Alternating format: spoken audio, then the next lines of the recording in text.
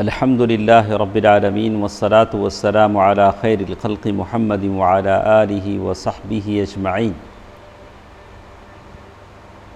اللہ تعالیٰ کا فضل و کرم ہے کہ سیرت کی اس مجلس میں ہم شریک ہیں۔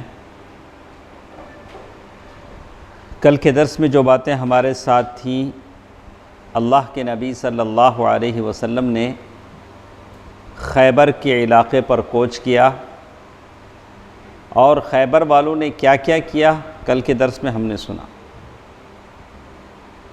تو خیبر کا جو بھی علاقہ تھا دو حصوں میں بٹا ہوا تھا۔ پہلے حصے میں کچھ قلعے تھے اور دوسرے حصے میں کچھ قلعے تھے۔ تو ایک ایک قلعہ مسلمانوں نے فتح کرنا شروع کیا۔ ان قلعوں میں سے جو نام ہم نے کل کے درس میں پڑھے، ایک حصن ناعم یہ فتح ہوا، حصن صعب بن معاذ یہ بھی فتح ہوا، حصن قلعہ زبیر یہ بھی فتح ہوا۔ تو آج جہاں سے ہماری بات شروع ہوئے، حصن ابی اور حصن نزار، یعنی پہلے حصے کی دو قلعوں کی بات کل کے درس میں ہمارے ساتھ باقی تھی۔ وہیں سے ہم اپنی بات کو شروع کرتے ہیں۔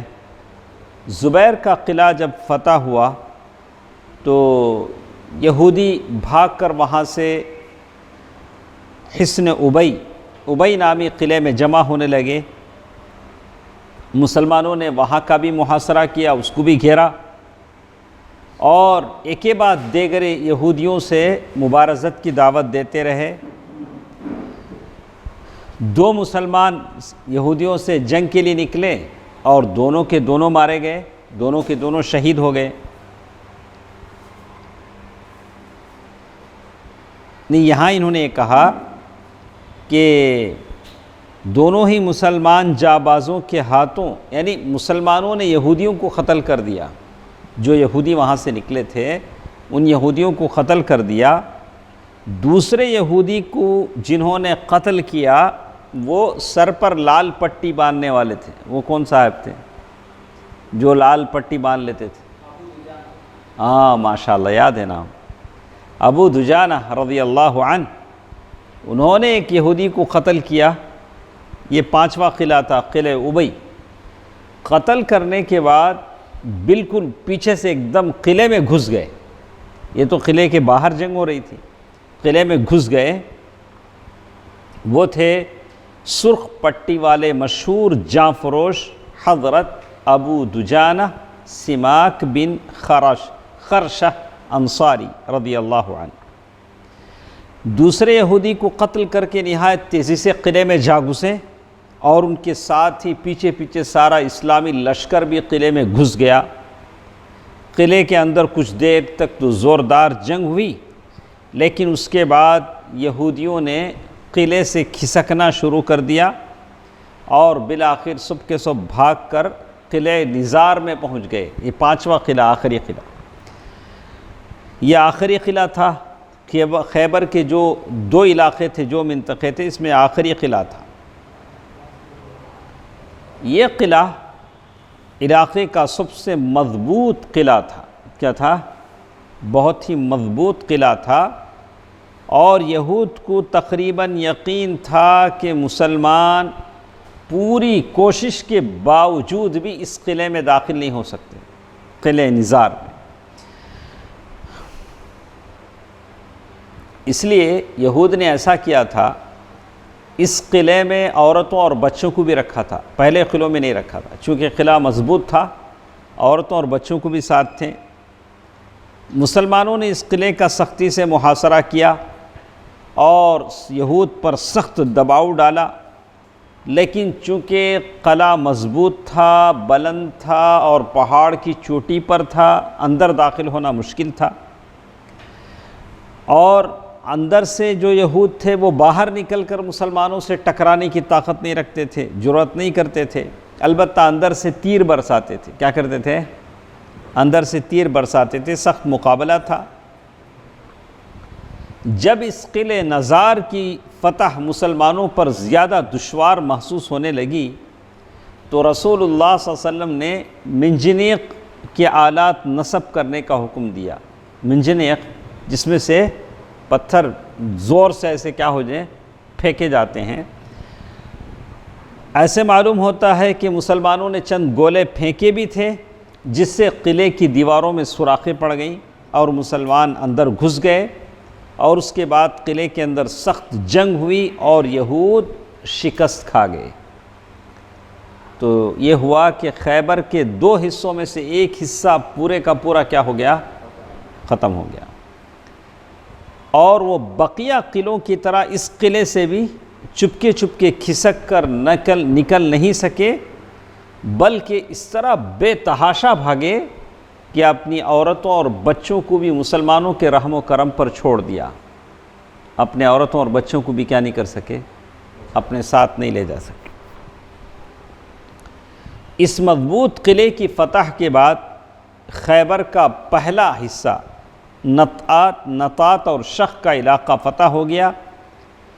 اس علاقے میں چھوٹے چھوٹے کچھ اور بھی قلعے تھے، لیکن اس قلعے کے فتح ہوتے ہی یہودیوں نے باقی ماندہ قلعوں کو بھی خالی کر دیا، اور شہر کے دوسرے علاقے کتیبہ یا کتیبہ، ادھر سارے یہودی ادھر ہو گئے۔ ابھی خیبر کا کتنا علاقہ باقی ہے؟ آدھا، ابھی تو آدھا ہی ہوا۔ خیبر کا جو اور علاقہ تھا، یہ علاقہ جو ہے اس علاقے کا نام تھا سلالم یا سلالم۔ یہ وہاں کا جو یہودی بنو نضیر کا ایک مشہور آدمی تھا، ابو الحقیق، یہودی ابو الحقیق کا قلعہ تھا، اور وہاں سے جو یہودی ہارے تھے پہلے حصے سے، وہ بھی یہاں آ گئے تھے۔ تو کہتے ہیں کہ یہ جو قلعے تھے دوسرے حصے کے، اللہ کے نبی صلی اللہ علیہ وسلم وہاں جب پہنچے، اس علاقے کا نام تھا کتیبہ، دوسرا سیکنڈ پارٹ۔ تو اللہ کے نبی صلی اللہ علیہ وسلم نے اس کا بھی محاصرہ کیا، گھیرا، اور یہ محاصرہ 14 روز تک رہا۔ کیسے بولیں؟ 14 ڈیز۔ کیسا؟ کھلے میدان میں یا جو کچھ بھی تھا، اللہ کے نبی سے محاصرہ کیا۔ حالت یہ تھی کہ یہود اپنے قلعوں سے نکل نہیں رہے تھے،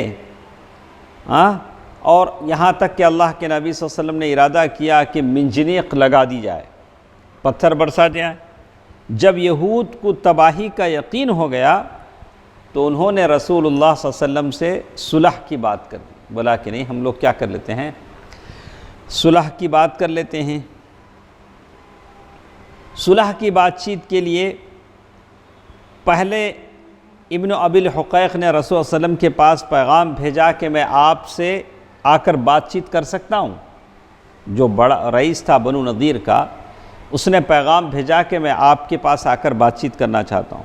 آپ نے فرمایا کہ ہاں آ سکتے ہو، اور یہ جب جواب ملا تو اس نے آپ کے پاس حاضر ہو کر اس شرط پر صلح کر لی کہ قلعے میں جو بھی فوج ہے سب کی جان بخشی ہو جائے۔ قلعے میں جتنی بھی فوج ہے سب کی کیا ہو جائے گی؟ جان بخشی ہو جائے، اور ان کے بال بچے ان کے پاس رہیں گے، یعنی لونڈی اور غلام نہیں بنائے جائیں گے، بلکہ وہ اپنے بال بچوں کو لے کر خیبر کی سرزمین سے نکل جائیں گے۔ جہاں بھی جائیں خیبر کی سرزمین چھوڑ کر نکل جائیں گے، اور اپنے جو بھی مال ہیں، باغات، زمینیں، سونے، چاندی، گھوڑے، زرہیں، اللہ کے نبی صلی اللہ علیہ وسلم کے حوالے کر دیں گے۔ صرف اتنا کپڑا لے جائیں گے جتنا ایک انسان اپنی پیٹھ پر اٹھا سکتا ہے۔ کیا ذلت رہی! اسی لیے قرآن نے کہا کہ یہودیوں پر کیا ذلت کی، ارے اسلام لا لیتے تو سارا مسئلہ ہی ختم تھا، نہیں، لیکن اسلام لانا نہیں چاہتے تھے، اپنے گھروں کو چھوڑا۔ جیسے اللہ نے قرآن میں کہا، انہوں نے اپنے گھروں کو چھوڑا، اپنی سارے باغات کو چھوڑا، اور بڑی بے عزتی کے ساتھ وہاں سے نکالے گئے۔ اب رسول اللہ صلی اللہ علیہ وسلم نے بات سننے کے بعد اللہ کے نبی صلی اللہ علیہ وسلم نے کیا کہا؟ دیکھیے، رسول اللہ صلی اللہ علیہ وسلم نے فرمایا، اگر تم لوگوں نے مجھ سے کچھ چھپایا ابھی تو تم کیا کہہ رہے ہو کہ سارا مال، سونا چاندی، گھوڑے، زرے سب کے سب کس کے ہیں؟ آپ کے ہیں۔ لیکن اگر تم لوگوں نے کچھ چھپایا تو پھر اللہ اور اس کے رسول صلی اللہ علیہ وسلم بری الذمہ ہوں گے۔ کیا بولے؟ اگر تم نے کچھ چھپایا تو اللہ اور اس کے رسول صلی اللہ علیہ وسلم کیا ہوں گے؟ بری الذمہ ہوں گے۔ تو یہود نے یہ شرط منظور کر لی، ٹھیک ہے ہم آپ سے کچھ نہیں چھپائیں گے، اس لیے کہ یہودیوں کو سارا خزانہ چھوڑ کے جانا تھا۔ اس مصالحت کے بعد تینوں قلعے خیبر کے جو دوسرے علاقے میں جو تینوں قلعے تھے وہ مسلمانوں کے حوالے کر دیے گئے۔ اس طرح پورا خیبر مسلمانوں کے ہاتھوں میں آ گیا۔ لیکن یہ جو صلح کرنے آیا تھا ابو الحقیق، اس کے دونوں بیٹے ایسے تھے کہ دونوں کے دونوں نے بدعہدی کی۔ بدعہدی کا مطلب یہ تھا کہ کیا عہد کیا تھا؟ نہیں، وہ ان کی طرف سے تھا۔ اللہ کے نبی صلی اللہ علیہ وسلم کی طرف سے کیا تھا؟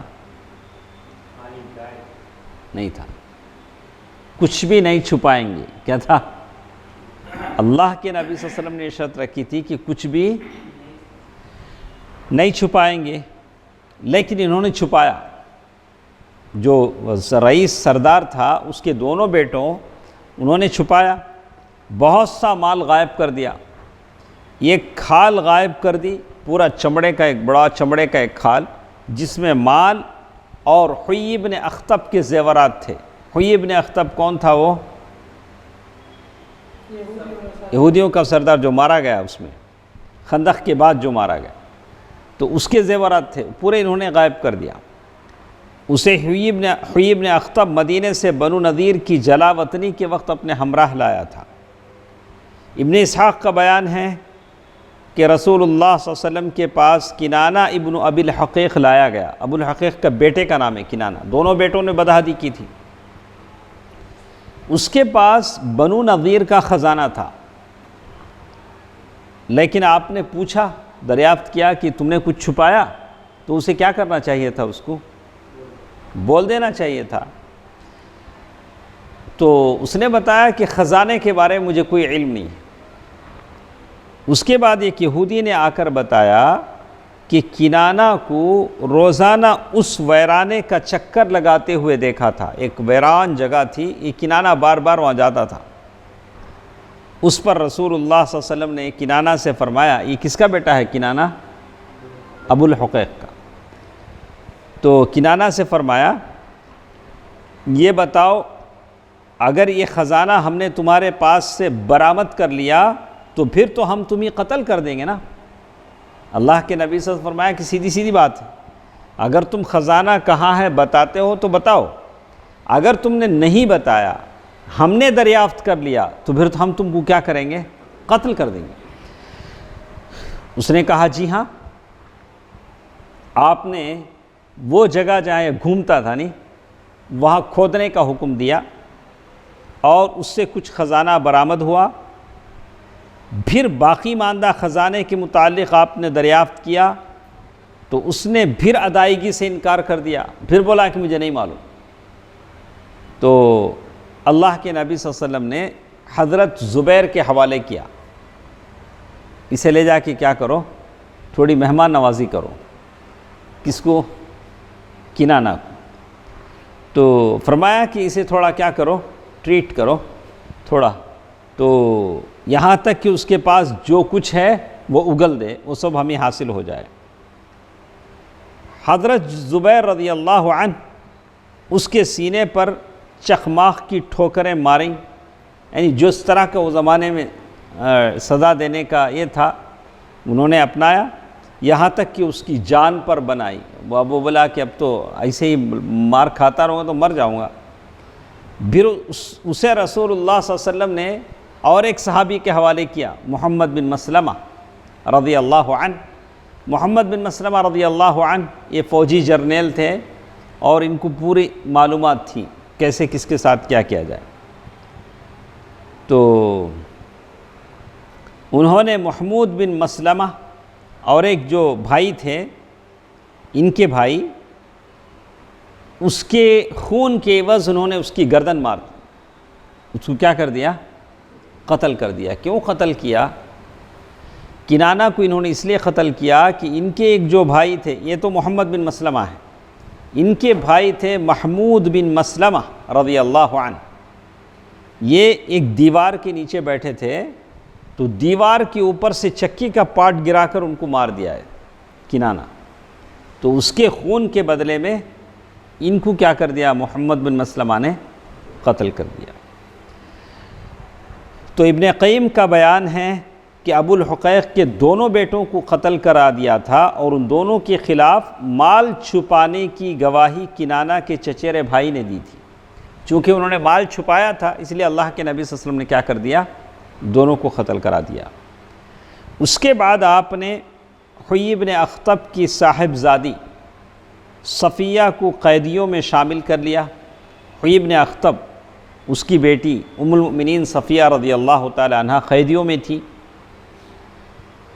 وہ بیٹی تھی حیی بن اخطب کی جو قتل کیا گیا پہلے، اور بیوی تھی کنانہ کی، کنانہ سے اس کی شادی ہوئی تھی، اور ابھی دلہن تھی، نئی نئی شادی ہوئی تھی، حال ہی میں رخصتی ہوئی تھی۔ تو کس میں شامل کر لی اس کو؟ قیدیوں میں۔ قیدیوں میں شامل کرنے کے بعد اللہ کے نبی صلی اللہ علیہ وسلم کے ایک صحابی ہیں، آگے آئے گی بات، دحیہ کلبی رضی اللہ عنہ، انہوں نے ایک لونڈی مانگی، تو اللہ کے نبی صلی اللہ علیہ وسلم نے کہا کہ جاؤ قیدیوں میں سے کوئی ایک لونڈی لے لو، تو انہوں نے کسے انتخاب کر لیا؟ صفیہ رضی اللہ تعالیٰ عنہ۔ بعد میں لوگوں نے آ کر کہا کہ صفیہ رضی اللہ تعالیٰ عنہ جو بادشاہ کی بیٹی ہیں وہ صرف آپ کے قابل ہیں، آپ نے دحیہ کو دے دیا۔ تو بعد میں اللہ کے نبی صلی اللہ علیہ وسلم نے بلا کر آزاد کر کے پھر صفیہ رضی اللہ تعالیٰ عنہ سے اللہ کے نبی صلی اللہ علیہ وسلم نے کیا کر لیا؟ شادی کر لی۔ بعد میں سامنے آئے گی بات۔ اب ہمارے ساتھ بات ہے اموال غنیمت کی تقسیم۔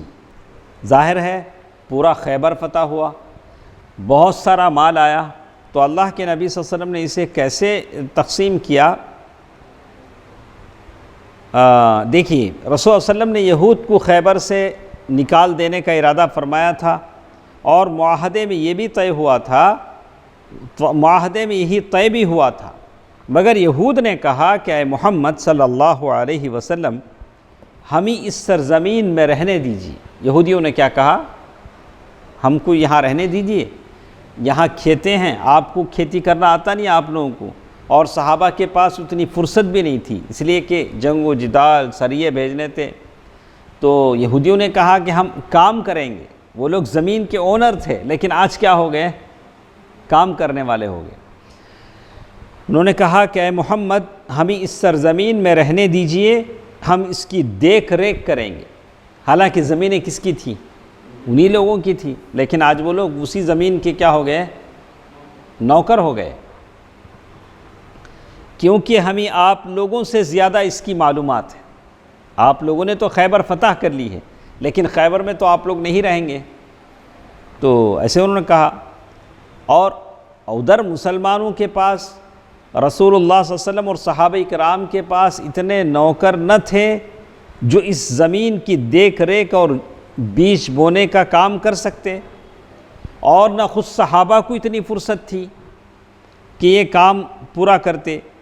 اس لیے آپ صلی اللہ علیہ وسلم نے خیبر کی زمین اس شرط پر یہودیوں کے حوالے کر دی کہ ساری کھیتی اور تمام پھلوں کی پیداوار کا آدھا یہود کو دیا جائے گا، آدھا حصہ یہودیوں کو، آدھا مسلمانوں کو، اور جب تک رسول اللہ صلی اللہ علیہ وسلم کی مرضی ہوگی اس پر برقرار رکھیں گے، اور جب چاہیں گے جلا وطن کر دیں، یہودیوں کو نکال دیں۔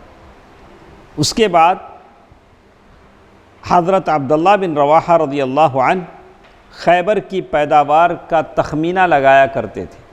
اللہ کے نبی صلی اللہ علیہ وسلم عبداللہ بن رواحہ رضی اللہ تعالیٰ عنہ کو بھیجتے تھے، وہ جا کر ساری بات کا تخمینہ لگاتے تھے کہ کتنا اناج آیا ہے، آدھا کتنا ہوتا ہے صاحب۔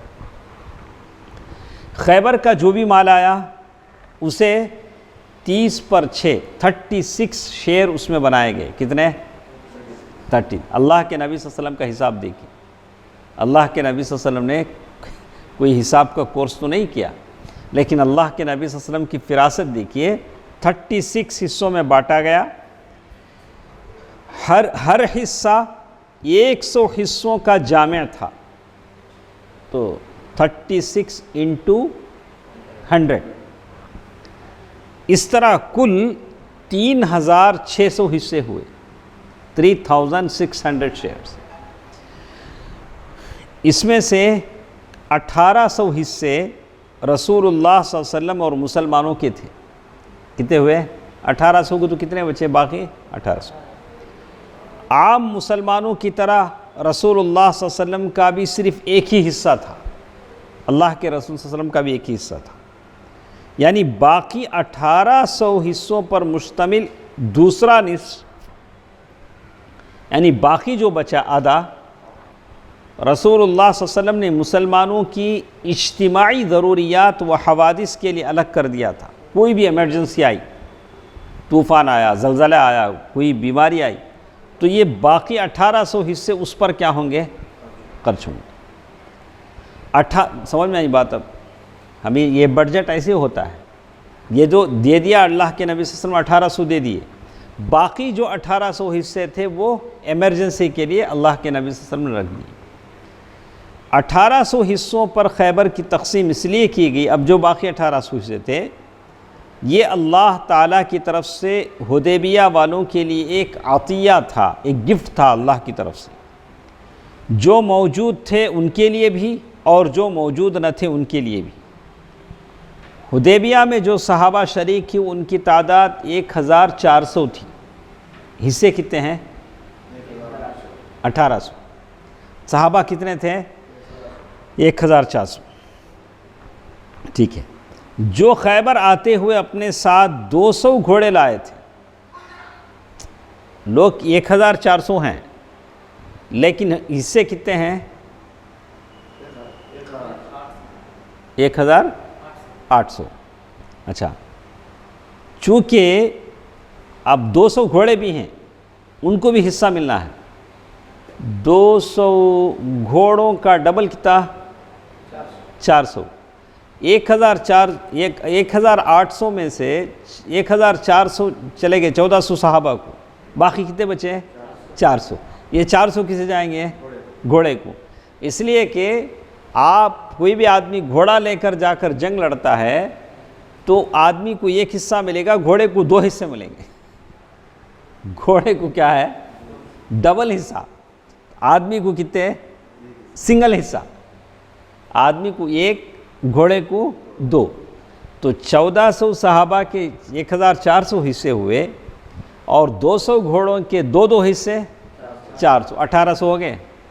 کیا کیلکولیشن رہے گا، کیسا حساب رہے گا صلی اللہ علیہ وسلم.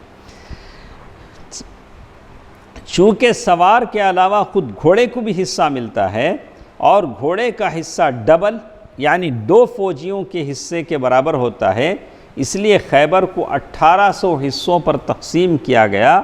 تو 200 شہ سواروں کو 3 حصے کے حساب سے 600 ملے تھے. اب یہاں بھی تھوڑا فرق ہے دیکھیے. اور 1200 پیدل فوج کو ایک حصے کے حساب سے 1200 حصے ملے. جو چل کر آئے ان کو 1200 حصے، جو گھوڑوں پر آئے ایک آدمی کو 3 حصے، خود اپنا اور 2 گھوڑے کی. خیبر کے مال غنیمت کی کثرت کا اندازہ صحیح بخاری میں ابن عمر رضی اللہ تعالی عنہ سے اس طرح مروی ہے. اس روایت سے معلوم ہوتا ہے کہ صحابہ اکرام نے فرمایا ہم لوگ پیٹ بھر کر اس وقت کھائے جب ہم نے خیبر فتح کیا. مدینہ آنے کے بعد بھی صحابہ آسودہ کب ہوئے؟ خیبر فتح ہونے کے بعد. اچھا، اسی طرح حضرت عائشہ رضی اللہ تعالی عنہ کی اس روایت سے معلوم ہوتا ہے کہ انہوں نے فرمایا جب خیبر فتح ہوا تو ہم نے کہا اب ہمیں پیٹ بھر کر کھجور ملے گی. کون بول رہے ہیں؟ ام المؤمنین عائشہ رضی اللہ تعالی عنہ. خیبر فتح ہونے سے پہلے تک ان کے پاس وہ آسائش نہیں تھی. جب رسول اللہ صلی اللہ علیہ وسلم مدینہ تشریف لائے تو مہاجرین نے انصار کو کھجوروں کے وہ درخت واپس کر دیے جو انصار نے امداد کے طور پر انہیں دے رکھے تھے۔ شروع میں انصار نے مہاجرین کو دیے تھے، اب ماشاءاللہ کشادگی ہو گئی، وسعت ہو گئی، مہاجرین نے کیا کر دیا، وہ سارا ریٹرن کر دیا، کیونکہ اب ان کے لیے خیبر میں مال اور کھجور کے درخت ہو چکے تھے۔ اب دیکھیے اس کے بعد ہمارے ساتھ ہے جعفر بن ابی طالب۔ جعفر بن ابی طالب رضی اللہ عنہ کون ہیں؟ علی بن ابی طالب رضی اللہ عنہ کے بھائی ہیں، اللہ کے نبی صلی اللہ علیہ وسلم کے چچا زاد بھائی لگتے ہیں۔ علی بن ابی طالب ان کے بھائی ہیں۔ تو جعفر بن ابی طالب رضی اللہ عنہ وہاں تھے حبشہ میں، حبشہ میں تھے، تو وہاں سے واپس آئے، ابھی سینا ایتھوپیا میں واپس آئے۔ کب واپس آئے؟ خیبر کی فتح کے بعد، اور انہی کے ساتھ آئے اشعری صحابہ، ابو موسیٰ اشعری رضی اللہ عنہ، یہ سارے کے سارے آئے۔ تو جعفر بن ابی طالب رضی اللہ تعالی عنہ کی بیوی کون تھی؟ ادریس بھائی، جعفر بن ابی طالب رضی اللہ تعالی عنہ کی بیوی کون تھی؟ اسماء بنت عمیس۔ کون تھی؟ حضرت، معلوم شعیب کو یہاں زبان کی نوک پہ تھا، بول نہیں پائے، حضرت اسماء بنت عمیس رضی اللہ عنہ۔ سب سے پہلے جنازہ کس نے بنایا؟ جو جنازہ ہم لوگ یوز کر رہے ہیں، اسماء بنت عمیس رضی اللہ عنہ۔ فاطمہ رضی اللہ تعالیٰ عنہ انتقال سے پہلے پریشان تھی کہ میرا نعش جب نکلے گا، میت جب نکلے گی تو لوگ تعجب کریں گے کہ یہ کیا ہے۔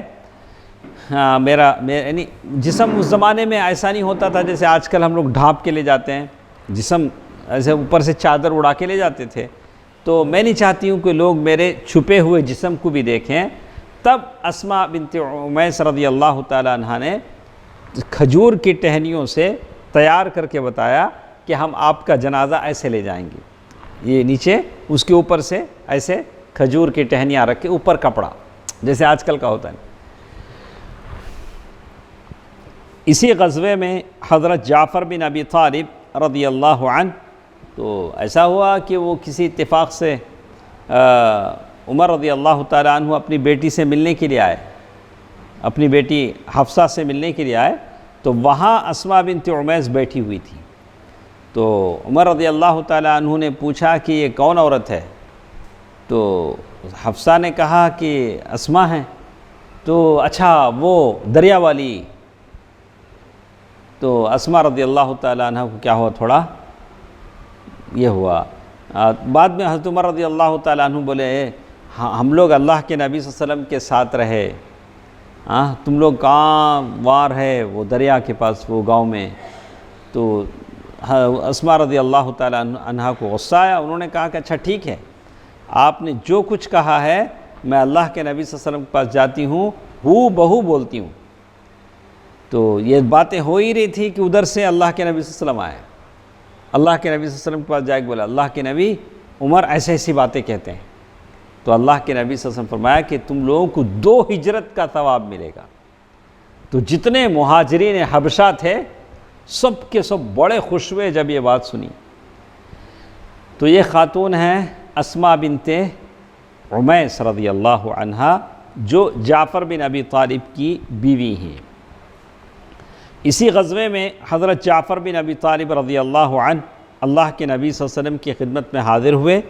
ان کے ساتھ اشعری مسلمان یعنی حضرت ابو موسیٰ اور ان کے ساتھی بھی تھے، ابو موسیٰ اشعری۔ حضرت ابو موسیٰ اشعری رضی اللہ تعالیٰ عنہ کا بیان ہے کہ یمن میں ہمیں رسول اللہ صلی اللہ علیہ وسلم کے ظہور کا علم ہوا، ہم لوگ یمن میں تھے، معلوم ہوا کہ مکے میں ایک رسول آئے ہیں، تو ہم لوگ یعنی میں اور میرے 2 بھائی اپنے قوم کے 50 آدمیوں سمیت ایک کشتی میں سوار ہوئے کہ ہجرت کر کے مدینہ پہنچے۔ لیکن کیا ہوا، لیکن ہماری کشتی نے ہمیں نجاشی کے ملک حبشہ میں پھینک دیا، وہ زمانے میں بادبانی کشتی ہوتی تھی، پردے ہوتے تھے، ہوا چلتی تھی، اور ہوا جدھر چلی پردے ادھر جاتے تھے اور کشتی ویسے جاتی تھی۔ تو ہم نکلے تھے مکہ آنے کے لیے، پہنچے کہاں؟ حبشہ چلے گئے۔ تو وہاں حضرت جعفر اور ان کے رفقا سے ملاقات ہوئی۔ انہوں نے بتایا کہ رسول اللہ صلی اللہ علیہ وسلم نے ہمیں بھیجا ہے۔ چلو رسول اللہ صلی اللہ علیہ وسلم سے تو نہیں، لیکن رسول صلی اللہ علیہ وسلم کے اصحاب سے ملاقات ہو گئی اور یہی ٹھہرنے کا حکم دیا، اور آپ لوگ بھی ہمارے ساتھ ٹھہر جائیے۔ ابو موسیٰ اشعری رضی اللہ تعالیٰ عنہ سے جعفر بن ابی طالب نے کہا۔ چنانچہ ہم لوگ بھی ان کے ساتھ ٹھہر گئے اور خدمت نبوی میں اس وقت پہنچ سکے جب آپ صلی اللہ علیہ وسلم خیبر فتح کر چکے تھے۔ اللہ کے نبی صلی اللہ علیہ وسلم نے ہمارا حصہ بھی لگایا، جو صحابہ ادھر سے آئے تھے خیبر کے مال غنیمت میں ان کا حصہ بھی لگایا، لیکن ہمارے علاوہ کسی بھی شخص کا جو فتح خیبر میں موجود نہیں تھا کوئی حصہ نہیں لگایا، صرف شرکائے جنگ کا حصہ لگایا۔ البتہ حضرت جعفر اور ان کے ساتھیوں کا ساتھ ہماری کشتی والوں کا بھی حصہ لگایا اور ان کے لیے بھی مال غنیمت تقسیم کیا۔ جب حضرت جعفر بن ابی طالب رضی اللہ تعالی عنہ اللہ کے نبی صلی اللہ علیہ وسلم کی خدمت میں پہنچے تو اللہ کے نبی صلی اللہ علیہ وسلم نے آپ کا استقبال کیا، مرحبا کہا، ویلکم کیا، اور انہیں بوسہ دیا۔ چچا زاد بھائی ہیں، پیار کر کے کہا واللہ، اللہ کے نبی صلی اللہ علیہ وسلم نے کیا کہتے ہیں؟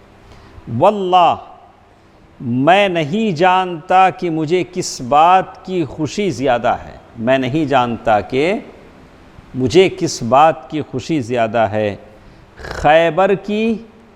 خیبر فتح ہوا اس لیے میں زیادہ خوش ہوں، یا جعفر کے آمد کی، یا جعفر آئے ہیں اس کی خوشی؟ میں نہیں سمجھ پا رہا ہوں کہ یہ خوشی زیادہ کی، وہ خوشی زیادہ کی۔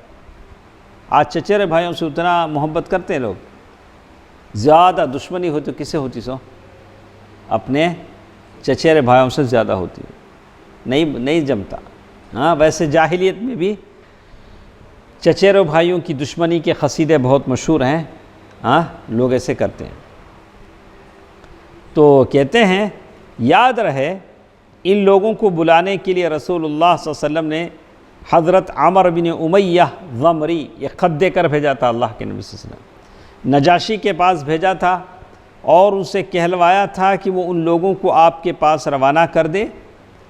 چنانچہ نجاشی نے 2 کشتیوں پر سوار کر کے انہیں روانہ کر دیا۔ یہ کل 16 آدمی تھے اور ان کے ساتھ ان کے باقی ماندہ بچے اور عورتیں بھی تھیں۔ بقیہ لوگ اس سے پہلے مدینہ آ چکے تھے، بچے اور عورتیں جو بھی تھے مدینہ پہنچے۔ اس کے بعد ایک اور چیز ہمارے پاس ہے، حضرت صفیہ رضی اللہ تعالی عنہا سے شادی۔ ام المؤمنین صفیہ رضی اللہ تعالی عنہا، یہ کس کی بیوی تھی؟ کنانہ بن ابی الحقیق، جو بدعہدی کی وجہ سے مارا گیا۔ اگر وہ جھوٹ نہیں بولتا، خزانے کا پتہ بتا دیتا تو اس کی گردن نہیں ماری جاتی۔ تو صفیہ قیدی عورتوں میں شامل تھیں۔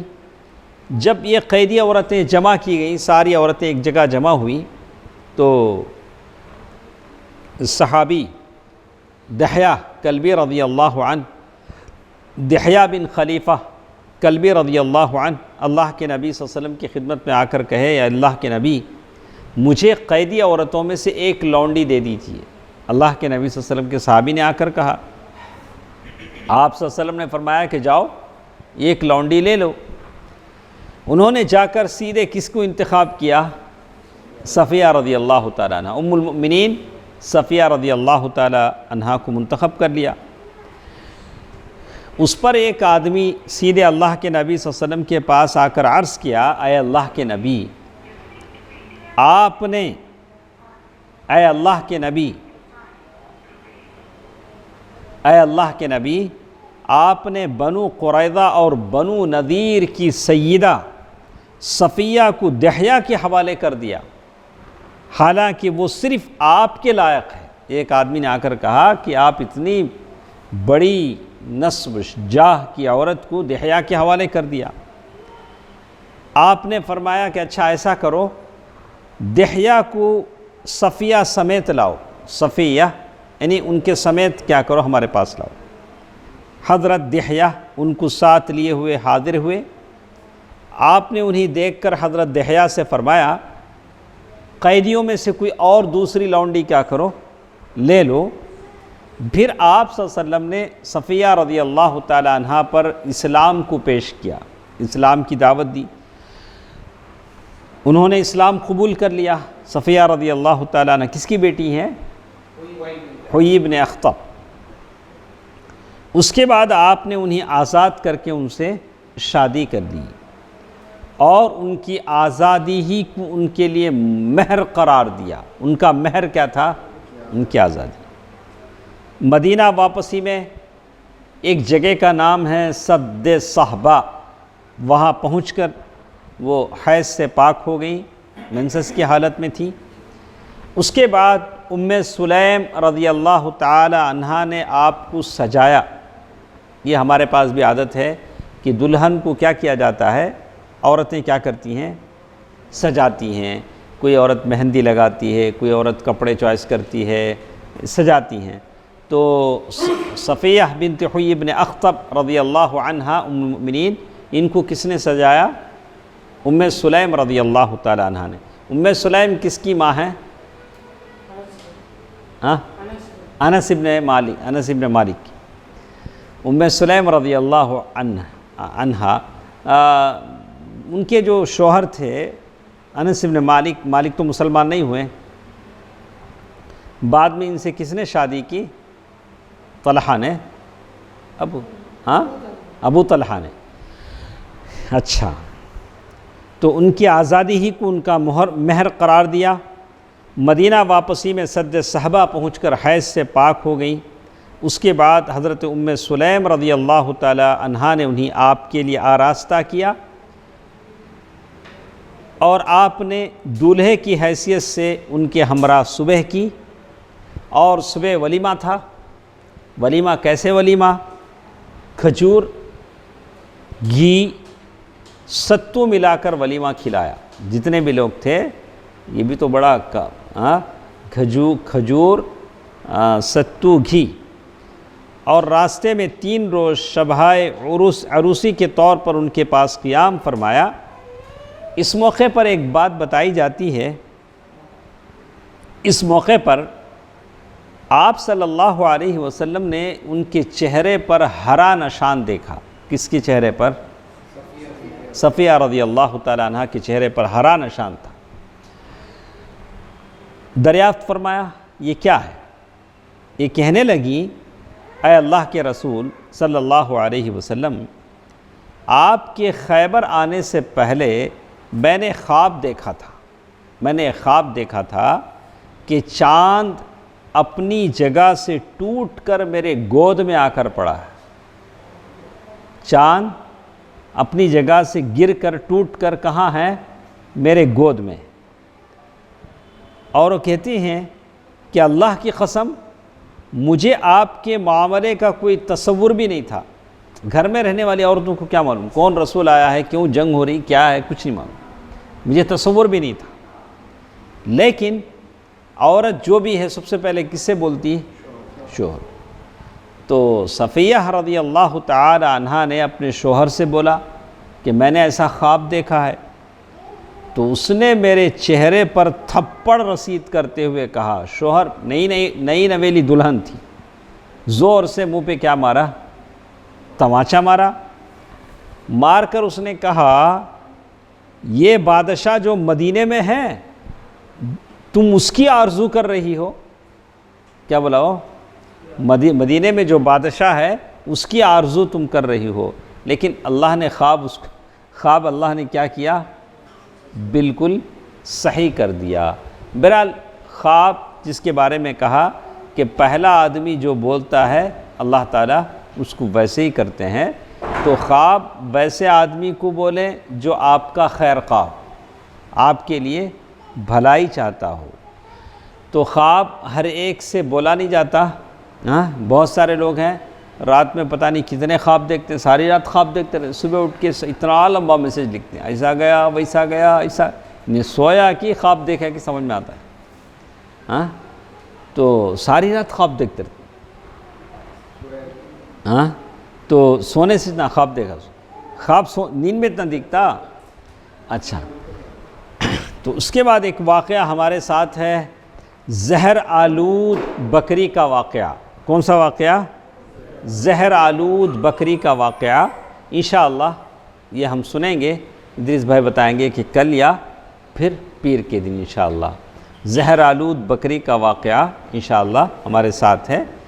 اللہ تعالیٰ سے دعا ہے کہ اللہ تعالیٰ جو کچھ ہم سنتے ہیں وہ اللہ تعالیٰ دوسروں تک پہنچانے کی توفیق دے. آمین. والسلام علیکم ورحمۃ اللہ وبرکاتہ.